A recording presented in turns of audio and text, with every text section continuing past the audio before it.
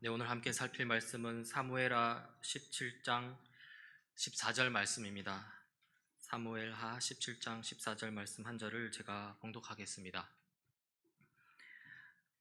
압살롬과 온 이스라엘 사람들이 이르되 아렉 사람 후세의 계략은 아히도벨의 계략보다 낫다 하니 이는 여호와께서 압살롬에게 화를 내리려 하사 아히도벨의 좋은 계략을 물리치라고 명령하셨음이더라.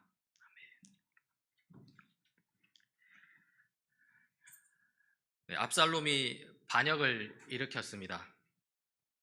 이 압살롬의 치밀한 이 반역 계획 때문에 다윗은 손쓸 틈도 없이 이 예루살렘을 떠나야 했습니다. 그리고 이 예루살렘에 이제 압살롬이 들어옵니다. 압살롬은 그를 따르는 이스라엘 백성의 큰 무리를 거느리고 예루살렘으로 입성하였으며 아히도벨도 그와 함께 들어왔다. 이 압살롬은 기세등등하게 예루살렘으로 들어왔는데요. 그리고 이때 성경은 압살롬의 최고 전력 아히도벨이 이 압살롬과 함께 예루살렘에 들어왔다고 기록합니다.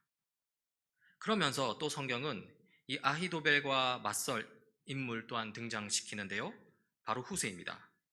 그때 다윗의 친구인 아렉 사람 후세가 압살롬을 찾아와서 압살롬을 보고 임금님 만세, 임금님 만세 하고 외쳤다. 이 다윗의 명령에 따라 이 스파이 첩자로 이 예루살렘에 들어간 후세입니다. 후세는 압살롬을 보고는 임금님 만세라고 외칩니다. 이 후세의 말은 압살롬을 이 새로운 왕으로 인정하는 듯합니다. 하지만 이 압살롬의 입장에서는 여전히 후세가 의심스럽습니다. 후세는 다윗의 아주 치밀한 친구였기 때문이죠. 17절입니다. 그러자 압살롬이 후세에게 물었다. 이것이 친구를 대하는 그대의 우정이요 어찌하여 그대의 친구를 따라서 떠나지 않았소? 그러자 후세가 대답합니다. 후세가 압살롬에게 대답하였다. 그렇지 않습니다. 오히려 저는 주님께서 뽑으시고 이 백성과 온 이스라엘 사람이 뽑아 세운 분의 편이 되어서 그분과 함께 지낼 작정입니다. 이 후세의 대답은 상당히 모호합니다. 후세는 그저 하나님이 선택하고 이스라엘 백성이 뽑아 세운 사람의 편이 되겠다고만 말했을 뿐입니다. 후세의 이 말이 이 다윗 왕을 두고 하는 말인지 아니면 압살롬을 두고 하는 말인지 사실 정확하지 않습니다. 어쩌면 후세는 이 압살롬의 면전에서 다윗의 편을 들고 있는 것일지도 모릅니다. 하지만 다윗 왕이 보낸 이 스파이로서 첩자로서 이 압살롬의 신뢰를 얻어야 했던 후세입니다. 곧바로 압살롬의 마음에 드는 말을 합니다. 19절입니다. 제가 다른 누구를 또 섬길 수 있겠습니까? 당연히 부왕의 아드님을 섬겨야 하지 않겠습니까? 그러므로 제가 전에 부왕을 섬긴 것과 같이 이제는 임금님을 섬기겠습니다. 후세의 입에서 나온 이 모든 말은 사실 명백하게 아부이죠. 아부입니다. 진심이 아닙니다. 사실 압살롬이 좀 더 겸손했더라면 이 후세의 노골적인 아부에 넘어가지 않았을 것입니다. 하지만 압살롬은 허영심이 있었던 인물이었고요. 후세의 말에 넘어갔습니다. 압살롬은 후세가 자기 편에 섰다고 생각했고요. 후세에 대해서 이제 마음을 놓습니다. 그리고 나서 이 아히도벨을 부릅니다. 이 예루살렘에 입성하긴 했는데 이제부터 어떻게 하느냐는 것이죠. 그러자 아히도벨이 압살롬에게 말해줍니다. 아히도벨이 압살롬에게 말하였다. 부왕이 왕궁을 지키라고 남겨둔 후궁들과 동침하십시오. 이렇게 임금님께서 부왕에게 미움받을 일을 하였다는 소문을 온 이스라엘이 들으면 임금님을 따르는 모든 사람이 더욱 힘을 낼 것입니다. 이 다윗은 앞서 예루살렘을 떠날 때 왕궁에 후궁 10명을 남겨두었습니다. 이 왕궁을 완전히 비워둘 수는 없으니 이 후궁 10명을 남겨서 왕궁에 있는 것들을 좀 돌보라는 것이죠. 그런데 지금 이 아히도벨은 이 압살롬더러 그 후궁들과 동침하라는 것입니다. 성관계를 가지라는 것입니다. 백주 대낮에 이 백성들과 군사들이 다 볼 수 있는 왕궁 옥상에 텐트를 쳐놓고 그 일을 벌이도록 하는 것인데 했는데요. 성경은 이렇게 기록합니다.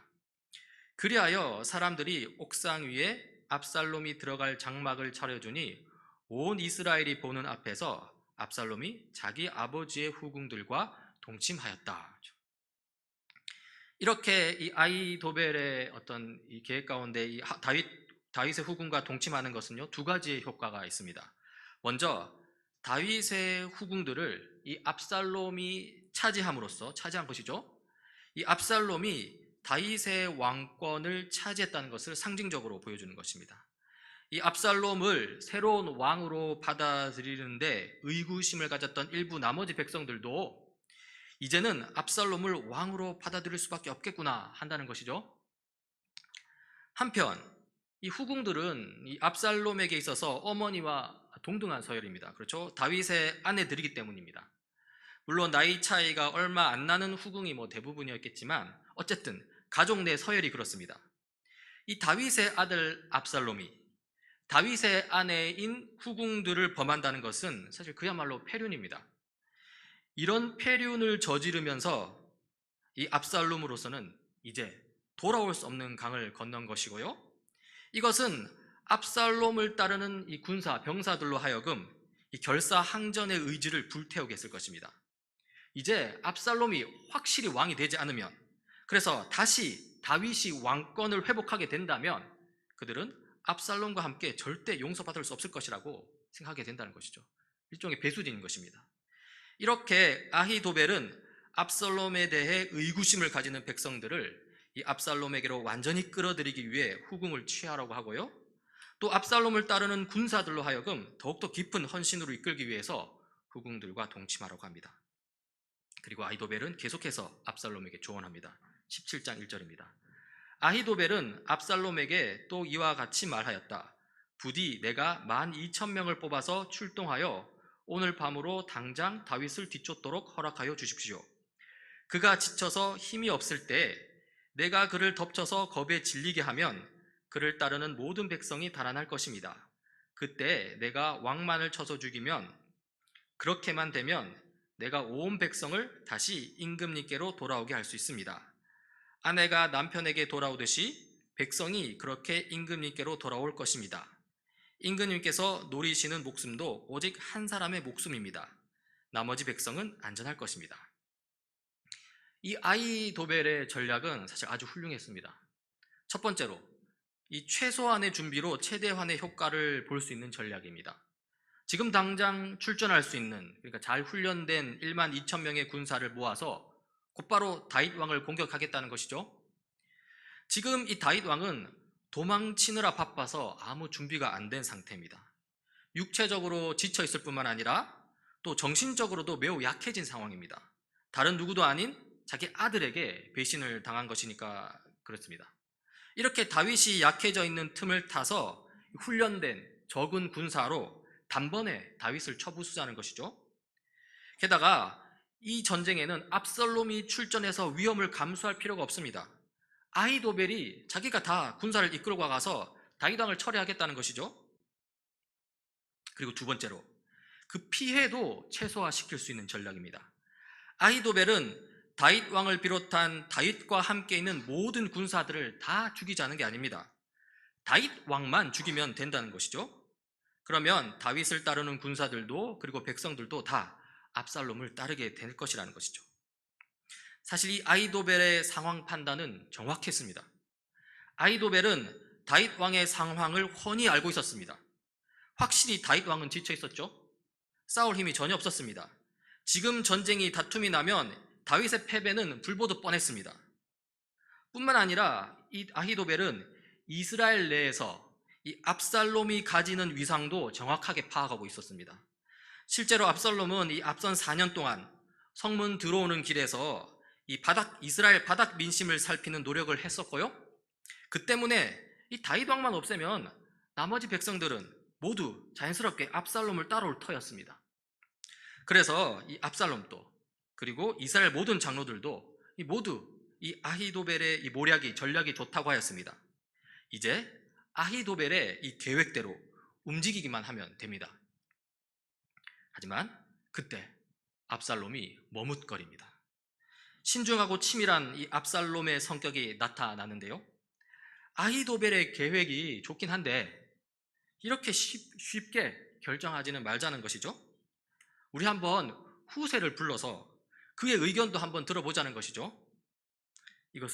그런데 이것은요, 압살롬에게 결정적인 패착이 됩니다. 다윗 왕이 보낸 스파이 첩자 후세입니다. 후세로서는 지금 다윗 왕에게 큰 위협이 되는 이 아히도벨의 계략을 무산시켜야 합니다. 아히도벨의 계획대로 실행되었다가는 다윗 왕이 죽게 생겼습니다. 후세는 어떻게 할까요? 당연히 아히도벨의 모략이 좋지 않다고 해야겠죠? 이 7절부터입니다. 후세는 압살롬에게 이 아히도벨이 베푼 모략이 좋지 않다고 말하고 그 까닭을 설명하였다. 임금님의 부친과 그 친아들은 임금님께서 잘 아시는 바와 같이 용사들인데다가 지금은 새끼를 빼앗긴 들녘의 곰처럼 무섭게 화가 나 있습니다. 더구나 임금님의 부친은 노련한 군인이어서 밤에는 백성들과 함께 잠도 자지 않습니다. 후세는 이 아히도벨의 모략이 좋지 않은 이유를 설명하는데요. 먼저 이 아히도벨이 다윗에 대해 잘못 판단하고 있다는 것입니다. 다윗은 백전노장이라는 것이죠. 밤에는 잠도 안 잔다고 하죠. 그래서 함부로 그렇게 접근해서는 안 된다는 것입니다.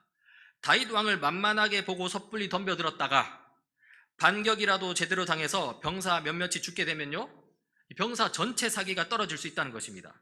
그러니 준비를 단단히 해야 한다고 합니다. 11절입니다. 그러므로 저의 의견은 이렇습니다.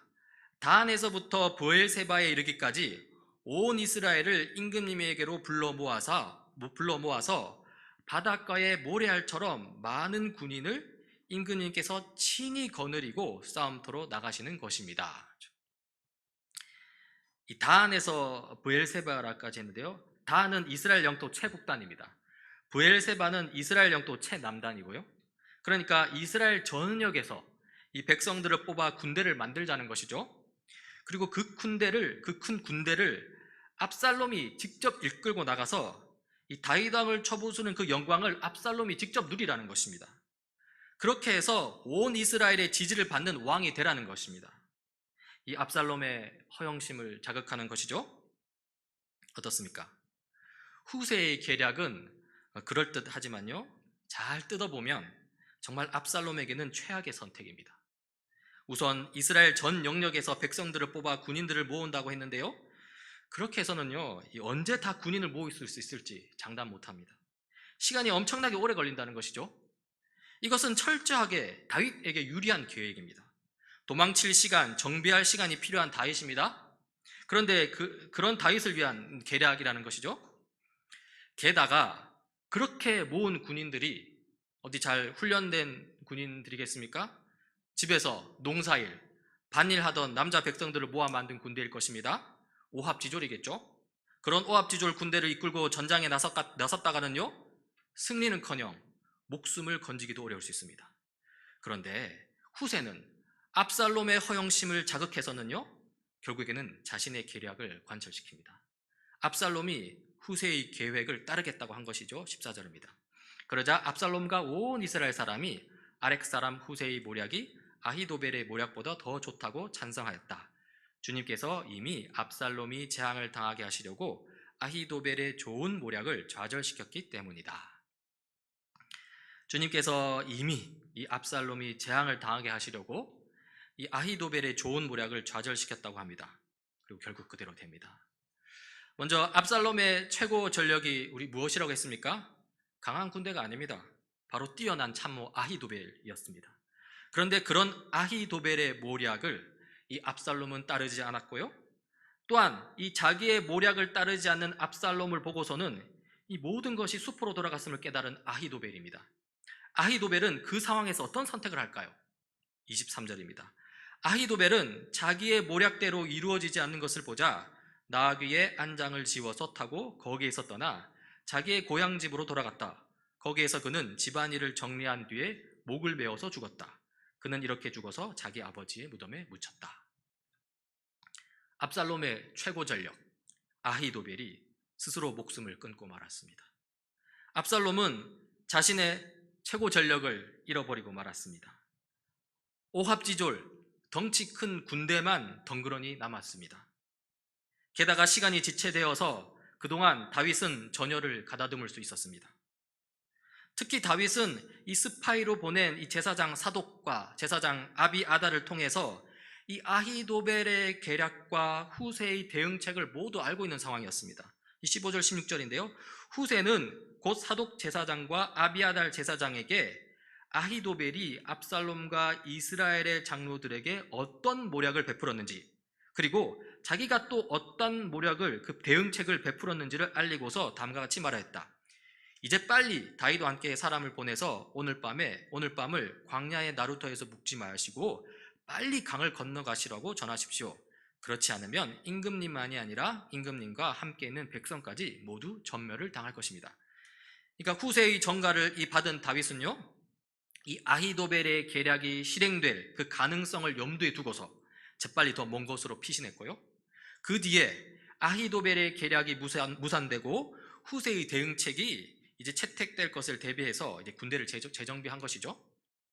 그리고 이제 다윗의 군대와 압살롬의 군대가 전투를 벌입니다. 사무엘하 18장 6절부터입니다. 다윗의 군대가 압살롬의 이스라엘 사람과 싸우려고 들녘으로 나아가서 에브라임 숲속에서 싸움을 하였다. 거기에서 이스라엘 백성이 다윗의 부하들에게 패하였는데 그들은 그날 거기에서 크게 패하여서 2만 명이나 죽었다. 역시나 압살롬의 군대는 형편없었습니다. 다윗 군대와의 싸움에서 패배했고요, 2만 명이나 죽임을 당했습니다. 그리고 피해는 거기에 그치지 않습니다. 8절입니다. 싸움이 온 땅 사방으로 번져나가자 그날 숲속에서 목숨을 잃은 군인이 칼에 찔려서 죽은 군인보다 더 많았다. 이 어처구니 없는 게 칼에 찔려서 죽은 군인보다 이 숲속에서 그 어떤 열악한 환경 조건 때문에 목숨을 잃은 군인이 더 많다는 것입니다. 이 압살롬의 군대가 얼마나 오합지졸인지 잘 보여주는 것이죠. 한편 이 오합지졸을 이끌고 있는 압살롬은 어떠했을까요? 압살롬은 무사할 수 있었을까요? 압살롬의 최후에 대해 말씀드리기 전에 이 압살롬에 대해 한 가지 더 설명할 필요가 있습니다. 그 내용은 더 앞선 사무엘하 14장의 내용인데요, 이렇습니다. 온 이스라엘에 압살롬처럼 머리끝에서 발끝까지 흠잡을 데가 하나도 없는 미남은 없다고 칭찬이 자자하였다. 이 압살롬의 외모가 대단하다고 하죠. 그 외모 덕분에 온 이스라엘의 칭찬을 받을 정도였습니다. 특히 이 압살롬의 머리숱에 대해서 성경은 기록하는데요, 26절입니다. 그는 머리숱이 많아 무거워지면서 해마다 연말에 한 번씩 머리를 깎았는데 머리를 깎고 나서 그 머리카락을 달아보면 왕궁저울로 200세겔이나 되었다. 제가 어디서 스치 들은 이야기인데요, 찾아보니까 뭐 어딘지 모르겠어요. 가물가물합니다. 뭐냐면 남자 스타일의 완성은 머리카락이라고 하더라고요. 이 머리숱이 많으면 굉장히 유리하다는 것입니다. 물론 그 반대는, 가령 저같이 머리숱이 없는 사람은 이 스타일의 완성을 달성하기에 매우 불리하겠죠. 그런데 이 압살롬은 머리숱이 굉장히 많았습니다. 이러니 압살롬으로서는 이 자기 머리숱, 자기 외모가 자랑스러웠을 것입니다. 그리고 이러한 출중한 외모 또한 이 압살롬의 허영심을 불어일으키는데 한몫했을 것입니다. 하지만요, 이 외모가, 이 머리숱이 압살롬에게 독이 되었습니다. 다시 이 전쟁터로 돌아보자고요. 사무엘하 18장 9절입니다. 압살롬이 어쩌다가 다윗의 부하들과 마주쳤다. 압살롬은 노새를 타고 있었는데 그 노새가 큰 상수리 나무의 울창한 가지 밑으로 달려갈 때 그의 머리채가 상수리 나무에 휘감기는 바람에 그는 공중에 매달리고 그가 타고 가던 노새는 빠져나갔다. 전쟁 중에 압살롬이 지금 어떻게 되었다고 합니까? 이 압살롬의 풍성한 머리숱 때문에 지금 상수리 나무 가지에 대롱대롱 매달려서 이 오도 가도 못하는 상황에 처했다는 것입니다. 그야말로 무방비 상태인 것이죠. 그리고 이 모습을 다윗의 부하들이 발견한 것입니다. 다윗의 군대 장군 요압에게 이 소식이 전해졌고요, 요압은 그대로 달려가서 압살롬을 죽입니다. 14절입니다. 그러자 요압은 투창 세 자루를 손에 들고 가서 아직도 상수리 나무의 한가운데 산채로 매달려 있는 압살롬의 심장을 꿰뚫었다. 이렇게 해서 압살롬은 비참한 죽임을 당하게 되고요, 그리고 다윗은 후에 다시 예루살렘으로 돌아오게 됩니다. 오늘 이야기를 통해서 좀 우리는 이 압살롬의 선택과 행위, 그리고 이 모든 것을 둘러싸고 있는 이 하나님의 계획과 주권에 대해서 한번 살펴보고자 합니다. 단도직입적으로 질문을 한번 던져봅시다. 압살롬이 비참한 최후를 맞이하게 된 원인은 무엇입니까? 압살롬이 죽임을 당하도록 한 하나님의 계획과 주권 때문입니까? 아니면 압살롬의 잘못된 선택과 그에 따른 행위 때문입니까? 여기서 우리는 몇몇 성경 구절을 주목하게 되는데요. 먼저 사무엘하 14장 14절이죠. 우리 함께 읽었던. 그러자 압살롬과 온 이스라엘 사람이 아렉 사람 후세의 모략이 아히도벨의 모략보다 더 좋다고 찬성하였다. 주님께서 이미 압살롬이 재앙을 당하게 하시려고 아히도벨의 좋은 모략을 좌절시키셨기 때문이다. 압살롬이 이 더 탁월한 이 아히도벨의 계획을 따르기보다는요, 자기에게 정말로 불리한 후세의 계획을 따르게 되었다고 했는데요, 이것은 압살롬의 선택에 따른 것입니까? 아니면 하나님의 계획, 하나님의 주권 때문입니까? 한번 생각해 보십시오.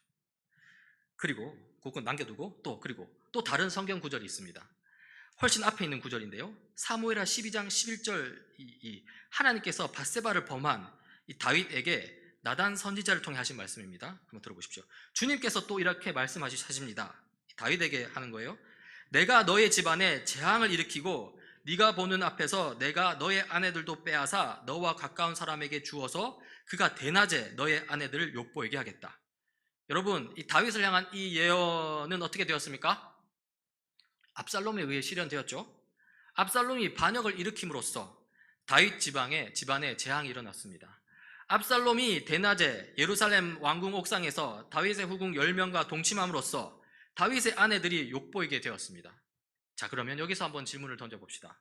압살롬이 반역을 일으키고 다윗의 후궁 10명을 욕보인 것은 하나님의 계획과 주권 때문입니까? 아니면 압살롬의 선택에 의한 것입니까? 고민이 되죠? 여러분에게 이거를 해결시킬 자신은 없는데요. 한번 들어가 봅시다. 하나하나 살펴봅시다. 일단 압살롬이 이 아히도벨의 모략보다 후세의 모략을 따르게 된 것은요, 분명 하나님께서 그렇게 되도록 하셨다는 성경 구절이 있기 때문에 사실입니다. 하나님의 뜻이라는 것이죠. 그러나 그것으로 하나님의 핑계를 댈 수는 없습니다. 왜냐하면 이 압살롬이 이 아히도벨이 아닌 후세의 모략을 따를 때 압살롬은 명백하게 자기 자유의지에 따라서 자기 허영심 때문에 그랬기 때문입니다. 큰 군대를 모은 후 그 군대를 압살롬이 직접 이끌고 나가서 압살롬의 이름을 떨치라 라는 이 후세의 유혹을 압살롬은 그냥 지나치지 못했습니다. 결국 이 사건에서, 후세를 따르게 되는 이 사건에서 두 가지 서로 다른 측면의 하나님의 뜻을 보게 됩니다. 하나는 압살롬에 의해 결국 후세의 모략이 채택될 것이라는 하나님의 뜻이 있고요. 그렇죠? 또 그것은 그 당시 사실상 압살롬에게는 숨겨진 하나님의 뜻이었습니다. 압살롬으로서는 알 수 없는 것이죠. 다른 하나는 압살롬으로 하여금 이 허영심과 교만에 빠지는 죄를 짓지 말라는 하나님의 뜻입니다. 그렇죠? 이것은 그 당시 압살롬도 쉽게 파악할 수 있는 하나님의 뜻입니다. 하나님의 백성이라면 당연히 교만하지 말고 허영심에 빠지지 말아야 되는 것이죠. 아무튼 압살롬이 하나님의 드러난 그 하나님의 뜻에 따라서 허영심과 교만에 빠지지 않았더라면 그는 후세의 모략을 채택하지 않았을 것입니다. 다시 말해서 하나는 후세의 모략이 채택되는 게 하나님의 뜻이고요, 또 다른 하나는 허영심과 교만에 빠져서 후세의 모략을 따르는 일이 없도록 하라는 게 하나님의 뜻입니다. 그러니까 지금 하나님의 뜻이 서로 대조되는 것이죠. 두 가지 하나님의 뜻이. 그러면 압살롬은 어떻게 해야 했을까요? 이 대조되는 두 가지 뜻 가운데서 어떻게 해야 됐을까요? 이 두 가지 하나님의 뜻에서 압살롬에게 알려진 것은 바로 허영심과 교만에 빠지지 말라는 하나님의 뜻입니다. 후세의 모략이 결국 채택될 것이라는 또 다른 하나님의 뜻과 계획은 아직 압살롬에게 알려진 것이 아닙니다. 그러니 압살롬으로서는요, 나 자신이 후세의 계획을 따르는 것으로 이미 결정이 되었는데 나한테 무슨 선택의 권한이 있느냐, 그렇게 할 수 있는 입장이 아니라는 것이죠. 그저 자신에게 밝히 알려진 바 허영심과 교만을 피하고 아히도벨의 모략을 따르면 되는 것이었습니다. 하지만 압살롬은 그렇게 하지 못했죠. 허영심과 교만에 빠져서 후세의 모략을 따르고 말았습니다. 이것은 분명 압살롬의 책임입니다. 다음으로 압살롬이 대낮에 다윗의 후궁들을 범한 사건을 보자고요. 여기서도 서로 대조되는 하나님의 뜻을 볼 수 있습니다. 하나는 압살롬이 다윗의 후궁을 범하게 될 것이라는 하나님의 예언과 뜻이고요. 이것은 그 당시 압살롬에게는 숨겨진 뜻이었습니다. 그리고 다른 하나는 압살롬이 다윗의 후궁을 범하는 폐륜을 저질러서는 안 된다는 하나님의 뜻이죠. 이것은 그 당시 압살롬도 하나님의 백성이라면 쉽게 파악할 수 있는 하나님의 뜻입니다. 특히나 자기 여동생 다말이 이복형 암논에게 겁탈당한 것 때문에 지금 이 지경에 이른 것입니다. 그렇다면 압살롬은 더욱더 다윗의 후궁을 범해서는 안 되는 것이었습니다. 다시 말해서 하나는 압살롬이 후궁을 범하게 된다는 숨겨진 하나님의 뜻이 있고요. 다른 하나는 압살롬이 다윗의 후궁을 범하는 폐륜을 저질러서는 안 된다는, 그러니까 압살롬도 알고 있는 하나님의 뜻이 있습니다. 분명하게 대조되는 하나님의 두 가지 뜻이죠. 그러니까 지금 하나님의 뜻이 서로 대조됩니다. 그러면 압살롬은 어떻게 해야 할까요? 이 두 가지 하나님의 뜻에서 압살롬에게 알려진 것은 바로 다윗의 후궁을 범하는 폐륜을 저지르지 말라는 하나님의 뜻이죠. 압살롬이 결국 다윗의 후궁을 범하고 말 것이라는 하나님의 뜻과 계획, 두 주권은 아직 압살롬에게 알려진 바가 아닙니다. 그러니 압살롬으로서는요, 나 자신이 다윗의 후궁을 범하는 것으로 이미 결정이 되었는데 나한테 무슨 선택권이 있느냐 할 수 있는 입장이 아니라는 것입니다. 그저 자신에게 알려진 바, 밝히 드러난 바 다윗의 후궁을 범하는 폐륜을 저지르지 않으면 되는 것이었습니다. 하지만 압살롬은 그렇게 하지 못했고요, 왕자리에 대한 욕심에 빠져서 다윗의 후궁들을 범하고 말았습니다. 이것은 분명 압살롬의 책임입니다. 이제 우리 자신을 돌아봅시다. 우리 미래에 관한 이 구체적인 하나님의 계획과 뜻은요, 압살롬에게서 보았듯이 우리에게도 숨겨져 있습니다. 숨겨져 있기 때문에 구체적인 우리 자신의 미래에 대해 우리는 알 수도 없고요, 또 알려고 할 필요도 없는 것입니다. 그저 그냥 지금은 나에게 밝히 드러난 하나님의 뜻에 순종하면 된다는 것입니다.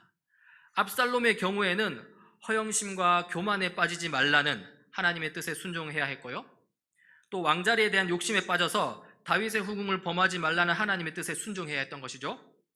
비록 숨겨진 하나님의 뜻과 계획이 그 반대였다 하더라도 압살롬은 자신에게 나타나고 드러난 하나님의 뜻대로, 자기가 알고 있는 하나님 뜻대로 행해야 할 의무가 있었던 것입니다. 결국 하나님 앞에서 우리가 해야 할 일은 명확합니다. 바로 악한 일을 저지르지 않는 것입니다. 그리고 선한 일을 행하는 것입니다. 아주 단순합니다. 이것이 바로 우리에게 나타나고 드러난 하나님의 뜻입니다. 그런데요, 많은 사람들이 하나님의 숨겨진 뜻과 주권을 자기 죄의 핑곗거리로 삼으려고 합니다. 가령 내가 죄를 저지르고 난 뒤에 이것도 하나님의 주권하에 일어난 것이니 하나님 탓이라는 것이죠. 하지만 이것은 매우 큰 불경건입니다. 다시 말씀드리자면 하나님의 주권을 자기 죄의 핑곗거리로 삼아서는 안 됩니다. 패배주의, 숙명론에 빠져서 하나님의 주권이기 때문에 어쩔 수 없이 죄를 저질렀다고 하면 안 된다는 것이죠. 그렇다면 우리를 향한 하나님의 계획과 주권, 그 숨겨진 뜻을 우리는 어떤 식으로 받아들여야 할까요? 알 수 없는 것이니까 그냥 무시해야 될까요? 그렇진 않습니다. 우리에게 숨겨진 하나님의 계획과 주권은요, 사실 오히려 우리 그리스도인의 삶에서 큰 위로가 됩니다. 그리고 그 중심에는 바로 예수 그리스도가 있습니다. 하나님의 가장 위대한 계획이 어디에 있습니까? 바로 예수 그리스도에게 있습니다. 하나님의 가장 위대한 주권과 통치가 어디에 있습니까? 바로 예수 그리스도에게 있습니다. 예수 그리스도가 바로 하나님의 가장 위대한 계획이고요, 예수 그리스도가 바로 하나님의 통치입니다. 예수 그리스도를 통한 우리 자신과 온 세상의 구속이 하나님의 계획이고요, 예수 그리스도를 통한 그 큰 사랑이 바로 하나님의 통치입니다. 따라서 예수 그리스도를 믿고 따르는 우리 그리스도인들은요, 예수 그리스도 안에서 펼쳐질 하나님과 하나님의 계획과 주권 속에서 오히려 참된 평안을 누릴 수 있습니다. 하나님의 사랑이 예수 그리스도를 통해 우리에게 무한정 부어지고 있는데 무슨 걱정이 있겠습니까? 무슨 두려움이 있겠습니까? 우리가 심각한 고난과 역경 속에 있다 하더라도 우리는 좌절하거나 절망하지 않을 수 있습니다. 오히려 위로를 누릴 수 있습니다. 왜냐하면 그리스도인이 받는 고난과 역경은요, 바로 예수 그리스도 때문에 일시적이기 때문입니다. 오히려 그 고난과 역경이 더 큰 영광을 위한 디딤돌이 되기 때문에 그렇습니다. 설령 심각한 고난과 고통이 우리 그리스도인, 내 자신의 죄 때문이라 하더라도요, 우리는 절망에 빠질 필요가 없습니다. 다시 하나님을 찾고 구하면 되고요, 다시 하나님께로 돌이키면 됩니다. 그러면 하나님께서 용서해 주십니다. 이것이 바로 예수 그리스도를 통한 하나님의 은혜라는 것이죠. 따라서 우리 그리스도인들은요, 예수 그리스도 안에서 펼쳐질 하나님의 계획, 하나님의 주권과 관련하여서 패배주의, 숙명론에 빠질 필요가 전혀 없습니다. 오히려 예수 그리스도 때문에 더 안전합니다. 예수 그리스도 때문에 용서받습니다. 예수 그리스도 때문에 순종할 새 힘을 얻습니다. 예수 그리스도 때문에 더욱더 거룩해집니다. 여러분, 다윗이 자기 아들 압살롬이 죽었다는 소식을 들었을 때 어떻게 반응했는지 아십니까? 자기를 죽이려고 든 그 패역한 압살롬, 자기 후궁 10명을 범한 페류나 압살롬, 그 압살롬이 죽었다는 소식을 들었을 때 다윗이 어떻게 반응했는지 아십니까? 사무엘하 18장 33절에 나옵니다. 왕은 이 말을 듣고 마음이 찢어질 듯이 아파서 성문 위에 다락방으로 올라가서 울었다.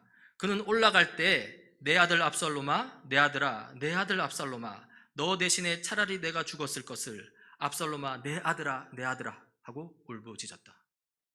압살롬이 죽었다는 소식을 들은 다윗의 반응이 이렇습니다. 이러한 다윗의 반응으로 보건대 압살롬이 자기가 저지른 반역과 죄를 언제든 돌이키기만 했다면 다윗은 분명히 용서해 주었을 것입니다. 오히려 반성하는 압살롬을 자기 후계자로 삼았을 가능성도 있습니다. 상당히 근거가 있습니다. 허물 많은 다윗마저도 압살롬을 그렇게 용서해 주려고 하는데 예수 그리스도를 통해 우리 죄를 사하시는 하나님 아버지께서는 오죽하겠습니까? 우리가 돌이키기만 한다면 언제든 용서해 주실 분이 바로 하나님 아버지입니다. 그리하여 사도 바울은 이렇게 고백합니다.